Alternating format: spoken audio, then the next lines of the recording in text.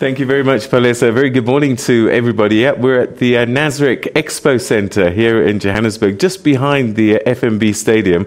And this is the venue for the 5th National Policy Conference of the ANC, and it's going to be taking place over the next 6 days.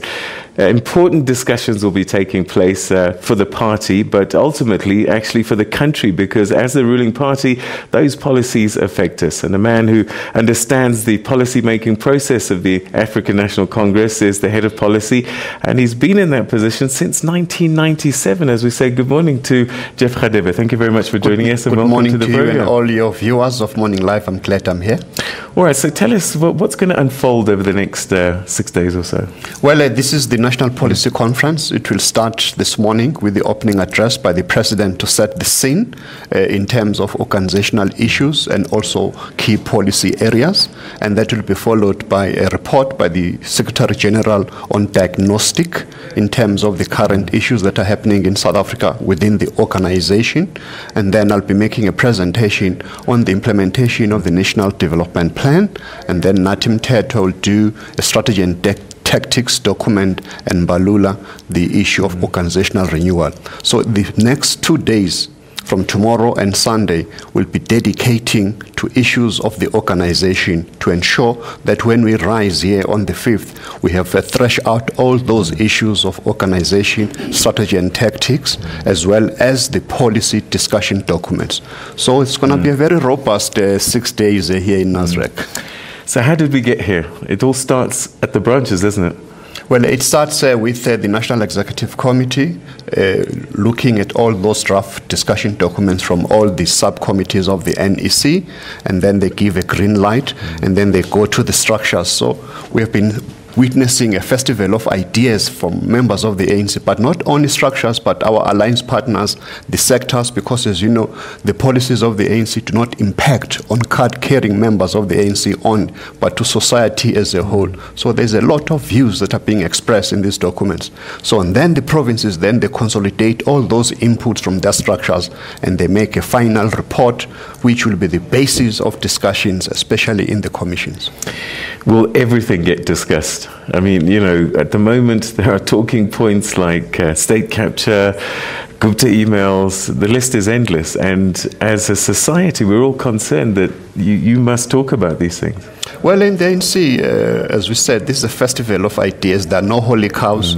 All the issues, if you look at our discussion document on organizational renewal, there are about 10 challenges that face the organization that are being elaborated in a very frank manner with the view that when we rise on the 5th of July, there is a consensus on how we can be able to tackle all these issues. So there's no issue that is beyond the discussion of a policy forum like this one. So the original policy document, the Freedom Charter, and then various incarnations over time.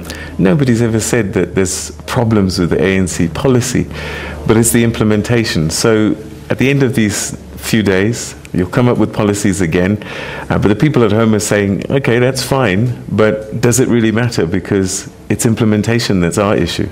No, it does matter. Policies are very crucial. That is why, if you look, even our opposition parties, they can't find fault with our policies. So you are right that the issues of implementation are key in order for us to reach that better life for the people of South Africa. So we'll be making those kinds of reports, the progress that we are making in implementing, where there are obstacles and what changes we require. If we need new policies, we'll do so. If we confirm all policies, we'll do so and make necessary amendment. But the people should be aware as well that the National Policy Conference is not a decision-making body. They'll be making recommendations which are going to be adopted by the National Conference here in Nasrec in December of this year. Are you confident that you'll come out with a united voice? And this is what we're hearing, that you're going to be stronger after this process, and the party's going to come together. But we're getting conflicting messages. So you've talked about monopoly capital, white monopoly capital, radical economic transformation, and yet other leaders are saying that white monopoly capital is a ruse to distract, and so we're confused as we watch and hear different leaders saying different things. Well, you are going to be clarified in this policy conference, because even this issue of radical socio-economic transformation is not an invention of 2017. It was adopted at our last conference in Mangaung where we described the current period that we're entering now, the second phase of our democratic transition to a national democratic society. And therefore, we require radical measures in order to ensure that we can be able to change the structure and the ownership patterns of the South African economy. You'll agree with me that when you look at the Johannesburg Stock Exchange, the involvement of black people is minuscule. So the issue of a radical socio-economic transformation is not only a political imperative of the ANC, but it is an economic necessity. Because if you cannot ensure that our people broadly are embracing the change that we see in South Africa, also the benefits, so that that issue of a prosperous South Africa is on the agenda. All right, so you've been head of policy since '97. I know you've had this conversation back then. And you're talking now as if you're newly elected, that we need to change this, we need to change this. The question then must be, why haven't you changed it before? There's always been change. That's why even in Mangaung we described that the past 20 years we have succeeded in consolidating all institutions of political democracy. So there are phases in any revolution. South Africa is not an exception. You recall in the first few years of the Mandela administration, we were consolidating nationhood and reconciliation. And also, we've done a lot in terms of social services, on health, on education. But now, the issue is the economy. We need to change that structure so that the ownership patterns must reflect the demographics of our South African rainbow nation. So black people also must have a stake in the ownership of the economy, not the almost 3% representation on the Johannesburg Stock Exchange. Will this mean a significant departure from the policies that are currently stated? Is it going to be drastic? Well, a radical approach is precisely that is not business as usual. We need to ensure that those who are deployed in government ensure that the levers that they have in government must be utilized to drive this program of radical socio-economic transformation.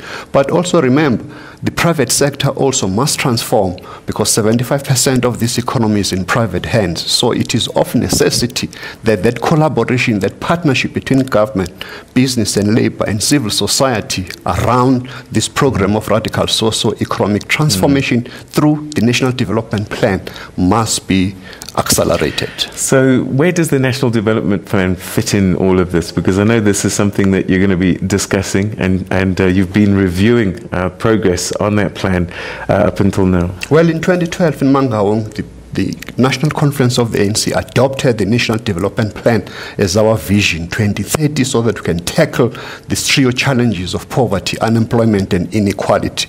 And government since 2014 started the first 5-year program of implementing the National Development Plan, which we call Medium-Term Strategic Framework. And there are 14 outcomes, and the president has appointed ministers in each of those outcomes, from education, health, the economy, social cohesion and nation building. And every quarter of year, as a Department of Planning, Monitoring and Evaluation, we do an assessment of how far we are going. So that presentation will be made today so that you can see how far we are going, and also the obstacles that still stand on the way, and most particularly what is to be done. So then again, conflicting messages coming out. Just last night, the president of COSATU, Stumut Dlamini, said, we expect drastic changes and a departure from a national development plan that is presenting old policies that are not working in a new bottle. Old wine in a new bottle, that's what he said. So he's actually saying that we have to leave this national development plan behind. Has he missed the message, or what's the story? Well, I'm sure he was speaking on behalf of COSATU. As you recall, even when the National Planning Commission was doing its diagnostic report and eventually the National Development Plan, they have issues with some aspects, especially on the economy. So as in any democracy, there are divergent views, and also too, we are known as South Africans who are united in diversity. But overall, the majority of South Africans have embraced the National Development Plan. Parliament has adopted it, Cabinet adopted it, our own organization, the ANC, adopted it as our program in order to effect the changes that we require to create a better life for the people of South Africa. Can you give us some hints about some of the policy items that are going to be on the agenda that are of great interest across the board? Well, from what I could discern from the discussions in the provinces and so on, the issue of economic transformation is very topical in these discussions. People are very interested that we need to accelerate this economic transformation in our country. The issue of land, I think, features very prominently, and also the issue of ownership, unemployment, especially amongst young people. We need to give hope to our young people that there is a light at the end of the tunnel, and also the issues as well of the organization, how to reconfigure the organization so that we are a better instrument to effect the changes that we require in South African society. And then finally, corruption, is that something that can be dealt with? There's a discussion document on peace and stability. It's at the top of our agenda item that we need to turn a corner on that issue so that we can be able to leave no stone unturned in crushing corruption wherever it rears its ugly head. All right, we're going to have to leave it there. Thank you very much indeed for joining us on the program. That was the head of policy for the African National Congress. I guess the man who really is going to be collating all of this information, trying to make sense of it, and bringing forward a document that they'll be able to discuss and adopt perhaps at the national conference that will be taking place later in the year. We're going to take a quick break, and a little bit later on, my colleague Aldrin Sampier is going to be speaking to, it looks like Zizi Kodwa, a little bit later on, who's the national spokesperson. All of that coming up after the break. Stay with us.